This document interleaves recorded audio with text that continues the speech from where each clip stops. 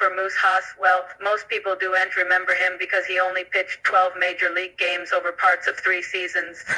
He was, however, the first player ever signed by the Seattle Pilots when they joined the American League in 1969.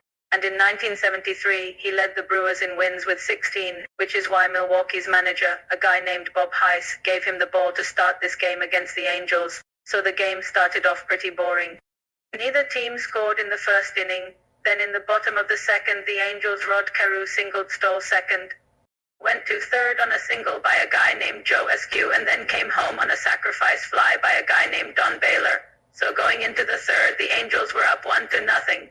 Then in the top of the third, the Brewers tied it when a guy named Gorman Thomas doubled, went to third on a single by a guy named Dave May, and then came home on a sacrifice fly by a guy named Don Money. Then in the bottom of the fourth, the Angels took the lead again on an RB single by a guy named Bobby Grich.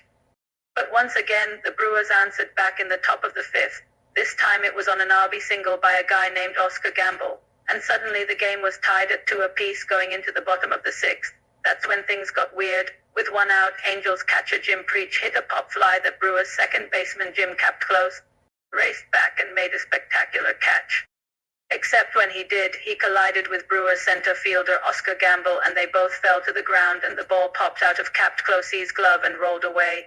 As Jim Preach rounded the bases and trotted home, it became obvious there was no play at home plate, so instead of throwing the ball back to the infield, Gamble picked it up and chucked it toward second base in an attempt to get Preach, except he underthrew the bag and the ball rolled all the way into center field.